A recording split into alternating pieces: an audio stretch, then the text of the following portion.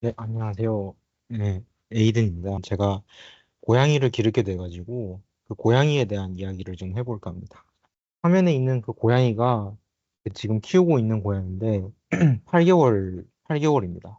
얘를 어떻게 이제 길에서 죽게 돼가지고 그 4개월 때 길에서 죽게 됐고 그리고 얘를 지금까지 그 우여곡절을 겪으면서 이제 좀 기르게 됐는데 다행히 얘가 좀 성질이 순해가지고 그좀 많이 잘 커지고 그다음에 뭐 딱히 뭐 사고는 많이 쳤는데 그래도 큰 문제는 없었습니다. 그래서 오늘 얘기를 할 거는 얘를 키우면서 그 있었던 일이라든지 뭐 그 고양이를 그 좀 원룸이나 투룸 같은 좀 좁은 집에서 키우는 방법 등에 대해서 일단 얘기를 해보려고 합니다.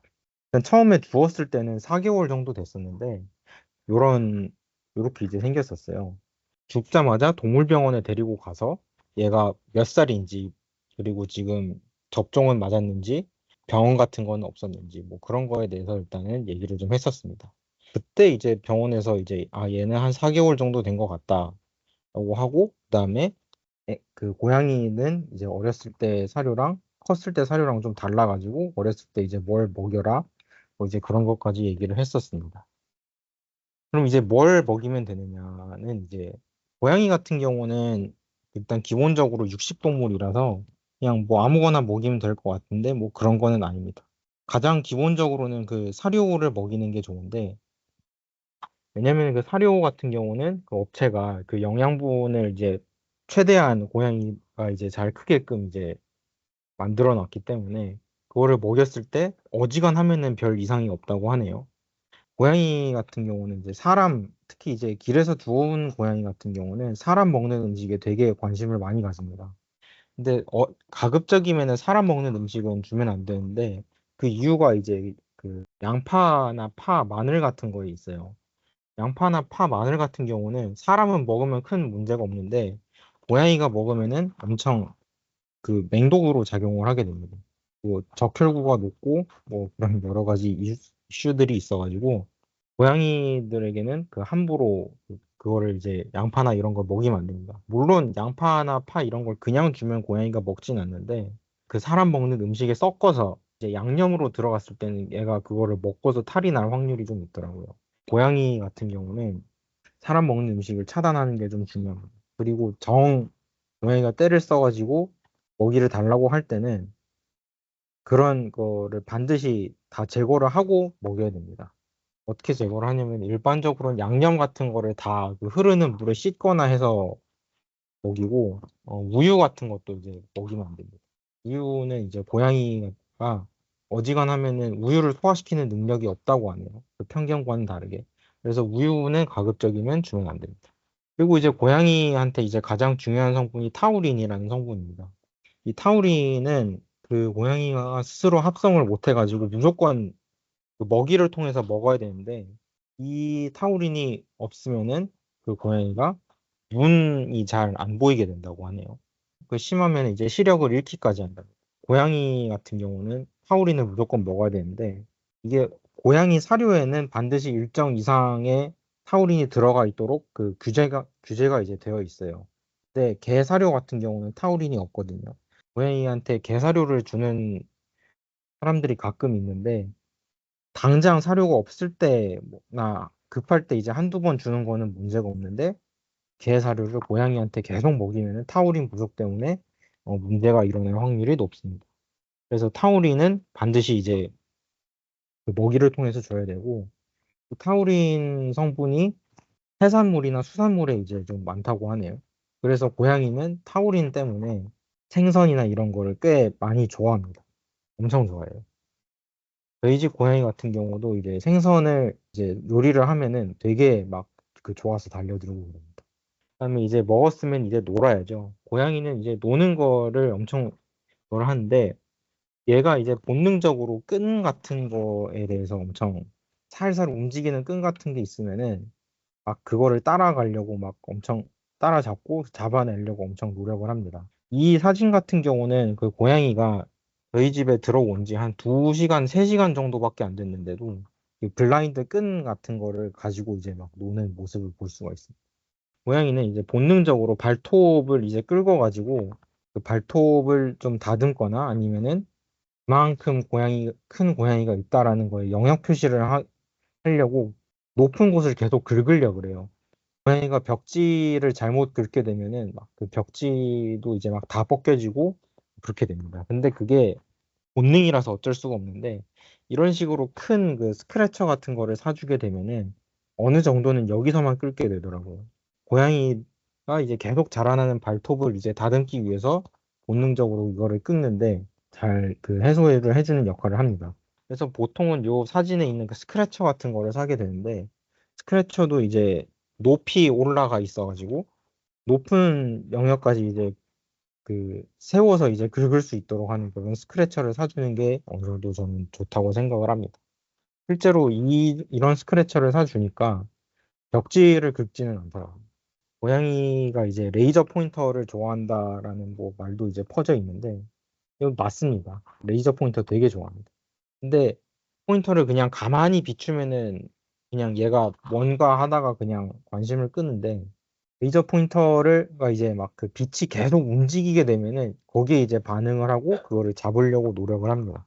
어느 정도 좋아하냐면은 그거를 막 잡으려고 막 전력 질주도 하고 막 그럽니다. 들리는 바에 의하면은 고양이가 이제 레이저 포인터의 빛을 직접 못 잡으니까 엄청 스트레스를 받게 한다고 하더라고요. 그래서 레이저 포인터 가지고 열심히 놀아주고 나서는 간식을 주는 게 고양이의 스트레스를 푸는데 이제 상당히 이제 좋은 그 방법이 될 수 있을 것 같습니다. 옷장이나 이런 그 작은 틈 사이 같은데 엄청 비집고 들어가요. 그래서 가구를 배치를 할 때 고양이가 숨을 수 있는 그 틈 같은 게 없는 가구들을 위주로 배치를 하면은 나중에 얘가 숨었을 때 어디 숨었니 하고 그 집안 전체를 뒤집는 일이 잘 없습니다. 그리고 이런 식으로 어느 정도 이제 숨을 수 있는 공간을 마련해 주는 게 고양이한테는 꽤 안정감을 느낄 수 있도록 하더라고요.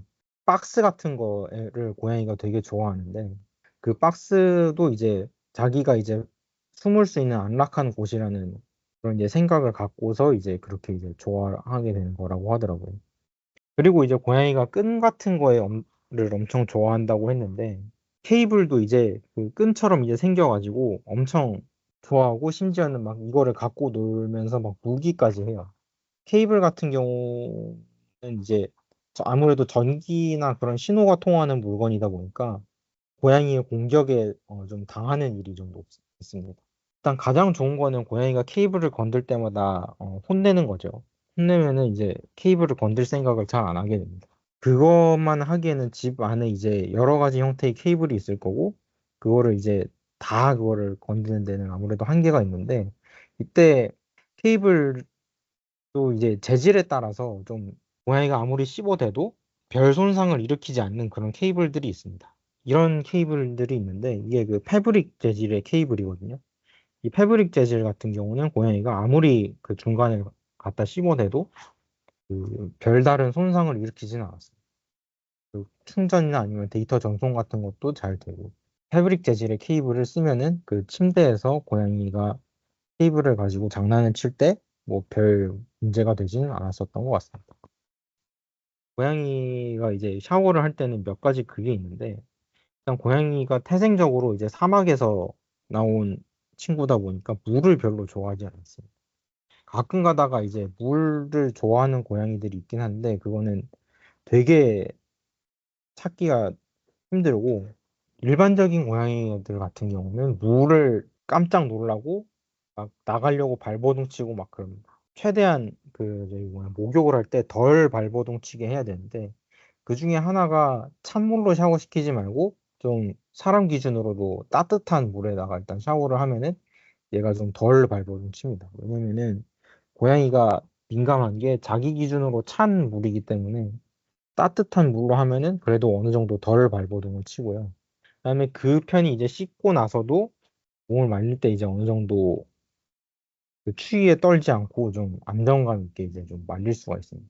그게 첫 번째고 두 번째로는 헤어드라이기 관련된 건데 헤어드라이기는 소음이 되게 크기 때문에 막 헤어드라이기 소리만 들려도 막 그 막 난리가 나고 막 그러는 고양이들이 있어요.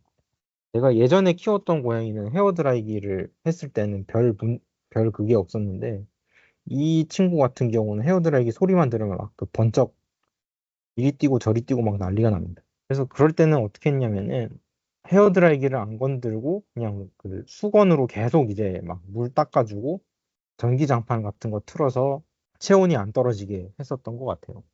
헤어드라이기를 무서워하는 친구들 같은 경우는 막 강제로 어디다 가둬놓고 헤어드라이기를 하면은 얘는 목욕을 더 깊이 하기 때문에 그렇게는 하면은 안 됩니다. 일을 할 때 얘가 이제 어떤 그거를 하는 건데 보통은 그 사람이 일을 하면은 되게 힘들어합니다. 낮에 일을 하면은 고양이는 야행성이기 때문에 그 방에 들어가서 잠을 자거든요. 가끔 가다가 이제 심심하다고 이제 놀아달라고 이제 올 때가 있어요. 얘가 이제 문제는 이제 입체 기동을 하다 보니까 막 그 노트북이나 이런 데 막 점프해서 올라오고 그럽니다.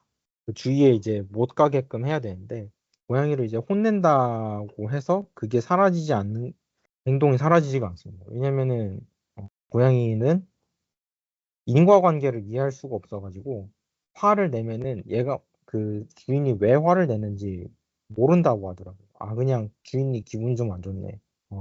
혼내기보다는 그 하지 말라고 이제 계속 주의를 주고 계속 이제 내리면은 이제 어느 순간 얘가 그거를 안 하게 됩니다. 케이블 같은 경우도 그 고양이가 이제 노트북 그 주변에 이제 마우스가 유선이면은 노트북 위로 못 올라가게 하면은 그 저기 뭐냐, 점프를 뛰어가지고 책상에 올라가서 그 케이블을 가지고 계속 그 장난을 합니다. 대부분 무선 마우스로 이제 하는 거를 어느 정도 권장을 해서 드립니다.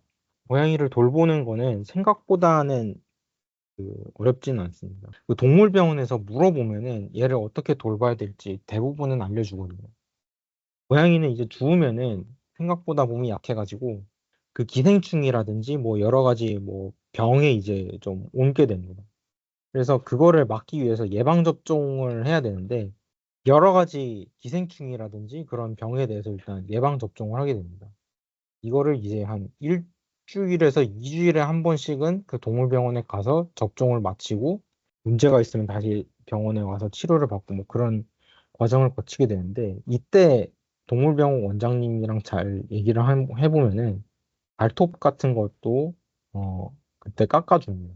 좁은 공간에서 고양이를 키우게 되면은 어느 정도 크게 되면은 짝을 찾게 되는데 컷 같은 경우는 아이고 암컷을 차단하게 되면은 뭐 별 영향이 없다는데 암컷은 막 일정 주기로 막 계속 울어대요. 암컷 같은 경우는 중성화를 해야 돼요. 컷 같은 경우도 일단 이상 행동이 나오기 시작하면은 중성화를 하는데 근데 중성화를 너무 빨리 하는 것도 안 좋다고 합니다. 왜냐면은 그 소변을 볼 때 나중에 문제가 생긴다고 하네요.